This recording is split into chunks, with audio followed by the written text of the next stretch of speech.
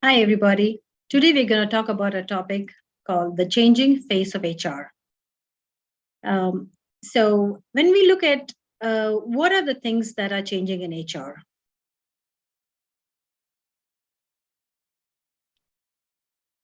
So, today's agenda is introduction, the evolution of HR, current challenges, human-centric management, HR in today's digital world, mental health aspect of HR, takeaways and wrap up, and last but not the least, we'll have an open audience Q&A.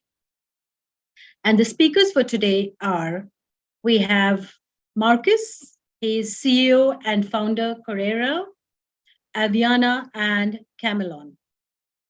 That's Marcus. Marcus will talk about we call him a digital guru, so he's going to talk digital. Professor Mani couldn't make it due to a family crisis, and sadly we had to accept his his being unable to come today. Then we have Kevin, who is the Chief Research Officer. And I do not know if any of you were there last time, but Chief Research, Kevin would probably explain to us once again what is meant by being the Chief Research Officer. He works for I4CP. Then we have Dan Riley, he's co-founder, Radical and Modern Survey. We have Dr. Sandeep, who's a psychiatrist and a psychotherapist. He's going to join in soon. And as we talk, we would like to discuss what are the key aspects that highlight the changing face of HR. So we have strategic business partners, emphasis on employee experience, technology integration, remote work and flexibility, diversity, equity, and inclusion, agile and adaptable HR practices, skills and competency development. So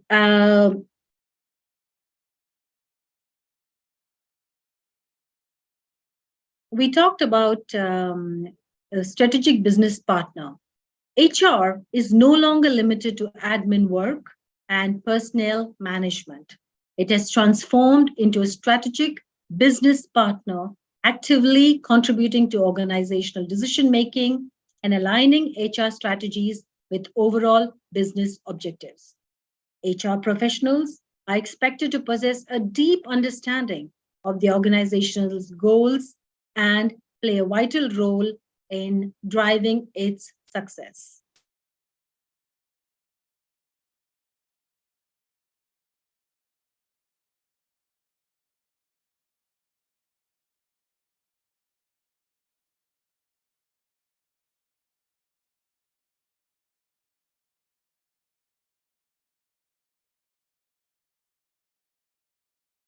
So our next screen here, we talk about the interconnectivity of HR functions. This is connected to the previous slide where we talk about the changing face of HR. And if you look at this slide, you will see that it's a completely different scenario. These slides are by Josh Person. He's one of my favorites to go to for HR consultation in any aspect of HR. So you see right here the diversification of the HR function. It is no longer the traditional function that HR is known to follow for centuries, actually. And here you have HR technology coming in.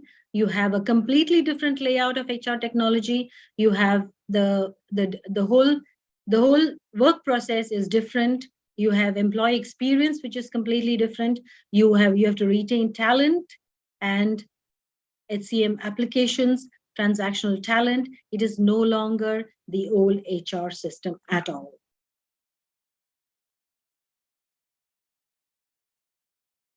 And here we see more about the tech market. This is where technology is headed.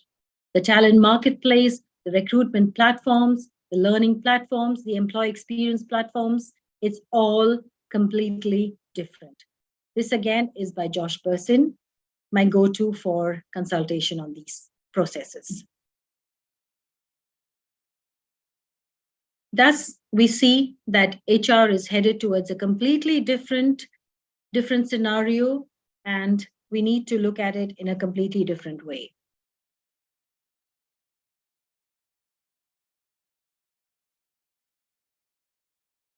Emphasis on employee experience.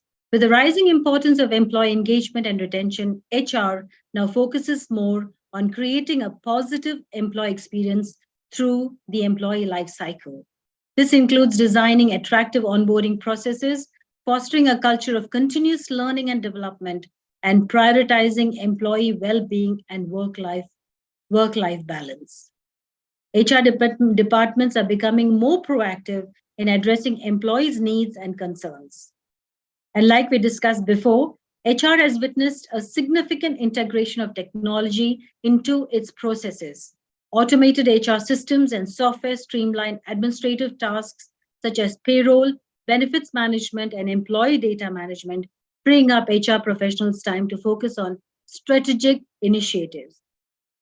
And like Marcus is going to talk on AI and analytics, we'll wait till then to hear more. And as we all know, today it's remote work and flexibility. The COVID-19 pandemic completely changed the scenario and accelerated the adoption of remote work and flexible work arrangements. HR has played a critical role in facilitating this shift, ensuring that employees have the necessary resources, tools, and support to work effectively from remote locations. And diversity, equity, and inclusion is the talk today. We see that being constantly talked about, being inclusive, being adaptable, being agile. So there is no place anymore for traditional HR practices are now being replaced. And that is why we felt that this was a topic that we needed to discuss further. And then we talk about recruitment and talent and skills and competency development.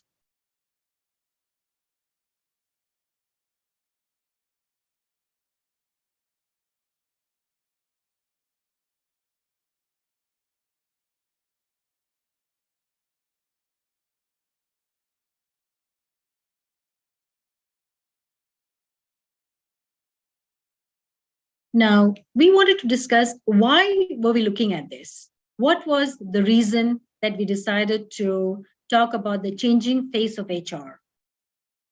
We realized that this is one of so we've cited the reasons here, and the reasons are an evolving workforce. And again, a repeat of the previous slide, strategic business partner, talent acquisition, technological advancements, employee experience and well-being, and for the future workforce.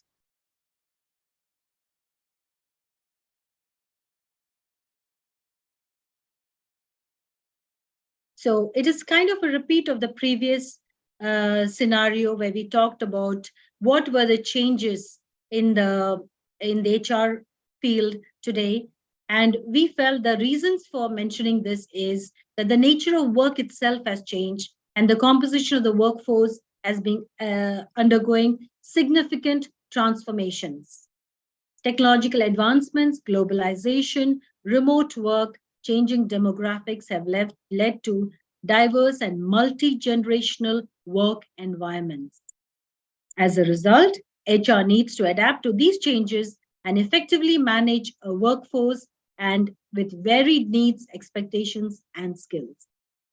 And I don't need to repeat the strategic business partner point because it's like the traditional HR function has changed. And that is the reason understanding the changing landscape helps HR professionals position themselves as strategic partners and add value to their organizations. The same goes with recruitment and selection. It is that the job market is very dynamic today, and by discussing the changing face of HR, professionals can explore new approaches to attract, assess, and retain talent in today's dynamic job market. Technology advancements, which Marcus will talk in great depth, has definitely enhanced the requirement for HR professionals to understand why technology what technology has to be discussed in context with HR. Discussing the changing face of HR helps professionals understand the latest technological trends and the impact on HR practices. Employee experience and well-being is, of course, understanding the changing face of HR helps in implementing strategies and programs that prioritize employee well-being and improve overall organizational culture. And as far as future workforce challenges are concerned, with the rise of automation, robotics, and artificial intelligence, the workforce is poised for further transformations. Discussing the changing face of HR allows professionals to explore proactive strategies to adapt to future workforce trends. In summary, discussing the changing face of HR is crucial to adapt to evolving workforce dynamics, align HR practices with organizational strategies, attract and retain talent, leverage technology advancements, prioritize employee well-being, and prepare for future workforce challenges.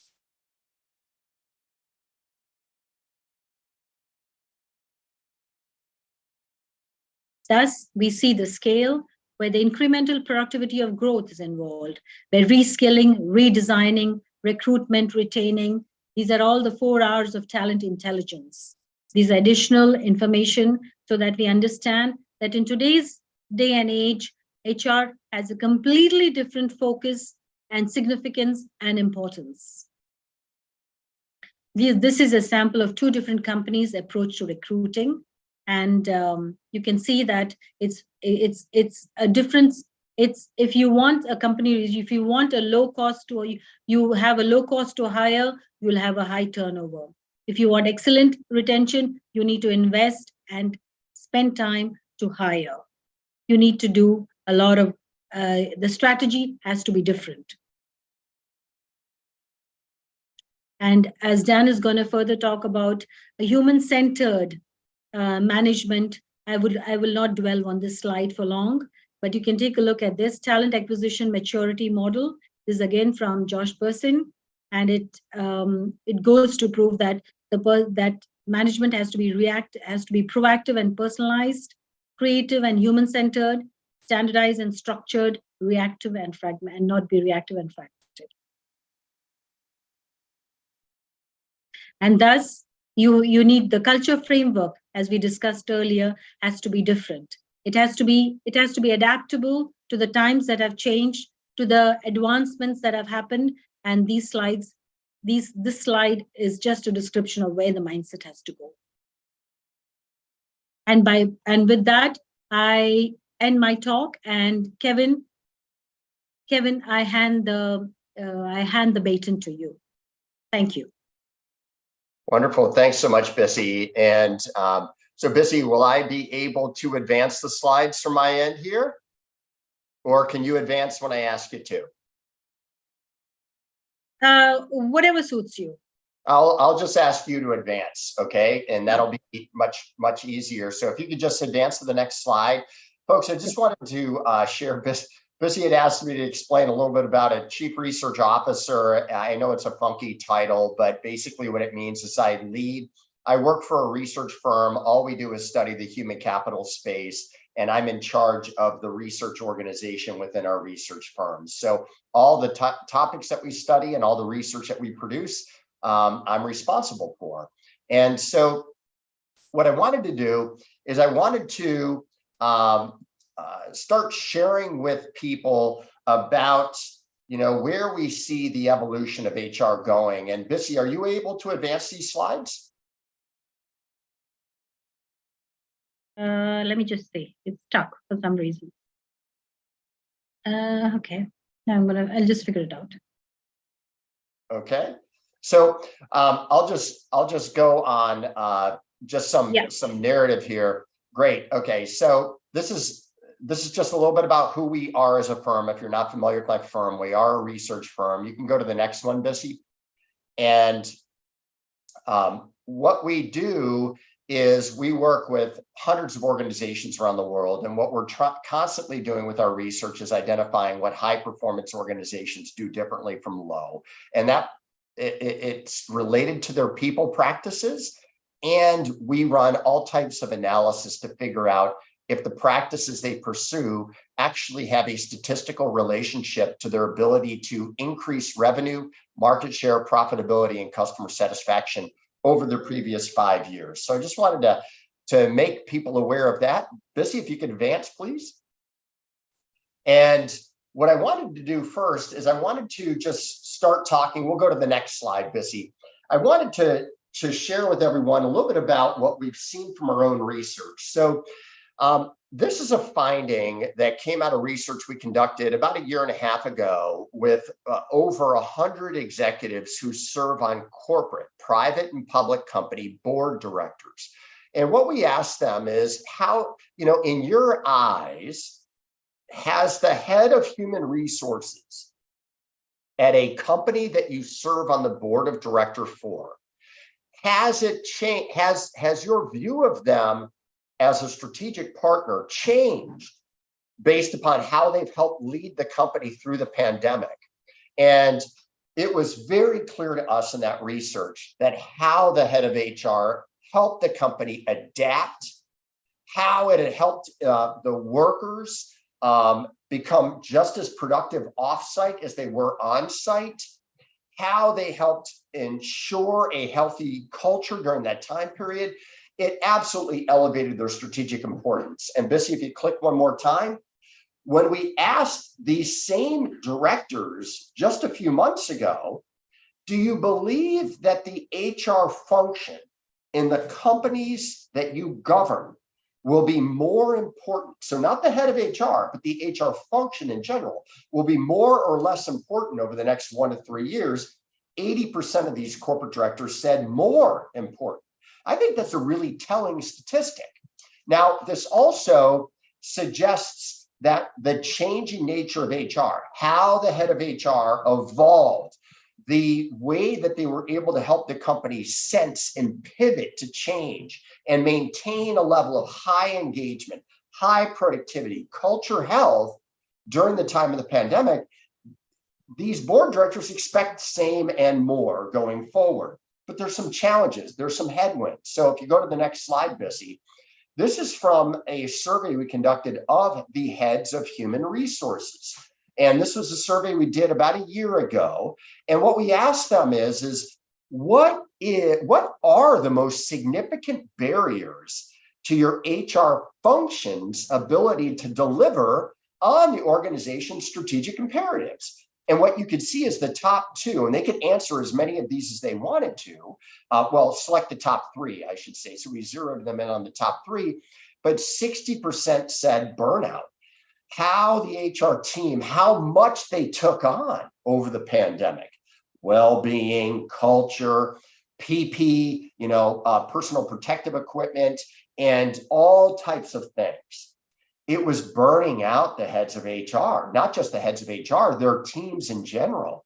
So it was HR burnout. The second one was outdated or insufficient technology. Now, importantly, this survey was asked before ChatGPT and generative AI really came to the forefront in November of 2022. So I believe that this is even more pronounced. But what was really interesting when we looked at the data is that we found that insufficient or outdated HR technology and systems was actually predictive of burnout within the HR function.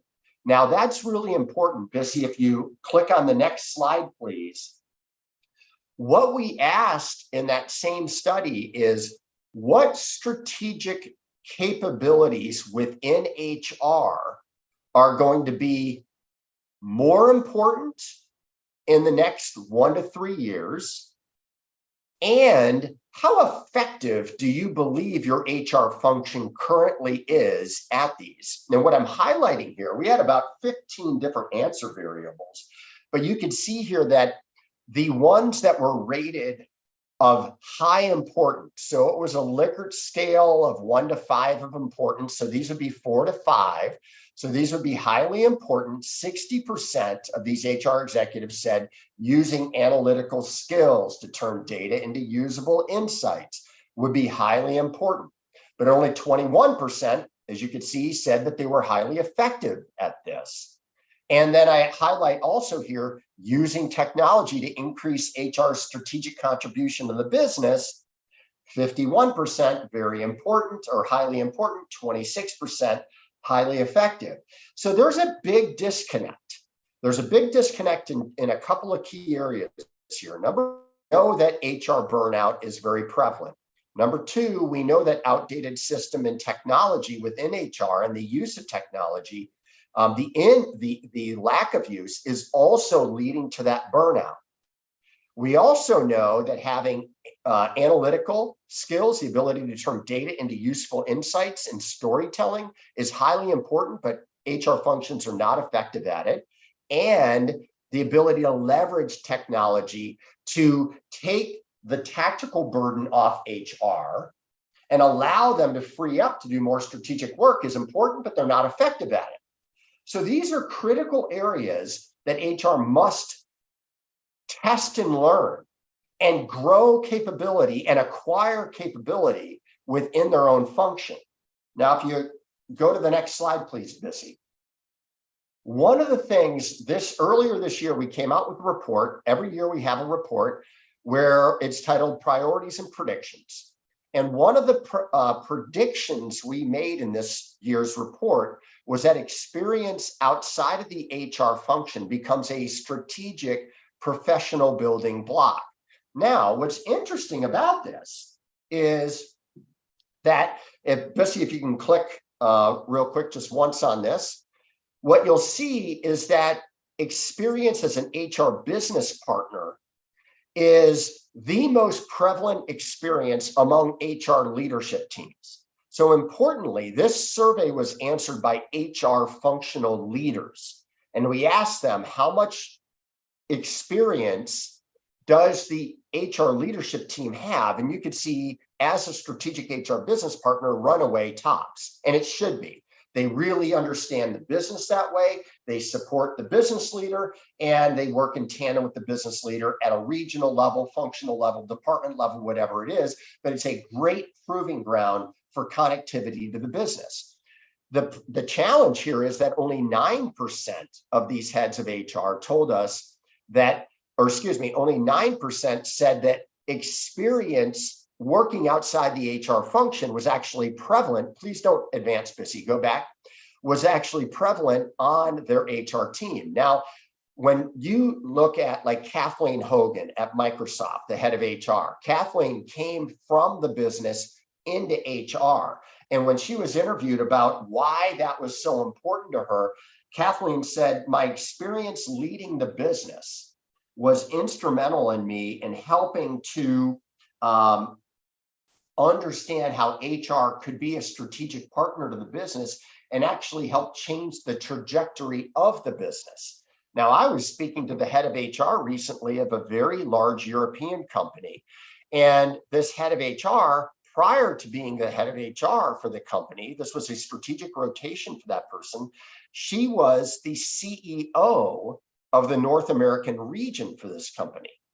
And so the CEO of the North American region now has become the CHRO for the global umbrella of companies. And what she told me was that change, or that shifting coming from the business into HR, helps her design HR strategy and processes in a way that's very aligned with business challenges. So always keeping the business challenge in mind. So Bissy, if you go to the next slide, and Dana Marcus, this is where I'd like you to come off mute if you'd like to chime in. When we look at what the changing role of the HR leader looks like, we believe very much that there are certain things that can describe that person. One of those things, and for the most strategic heads of HR now, this is no change, but basically they're the expert trusted advisor to the board of directors, to the CEO, and to the business leaders on things like all things human capital, culture, and brand reputation or employer reputation. Critical to these individuals is that they must make tangible for the business leaders the key intangibles. So key business intangibles are culture, brand, your purpose. These things matter more to be able to attract and retain talent. But if you talk to a business leader about them, they understand they're important. They don't understand what they need to do about it. and why these things are critical for them to be held accountable for. And so first, you've got that. Second, and let me go through these, and then I'll open it up to Dan and Marcus just to make the most of our time. Second is being a system. So what I mean by system is not a technological definition of a system, but think about systems thinker. They see the entirety of an operation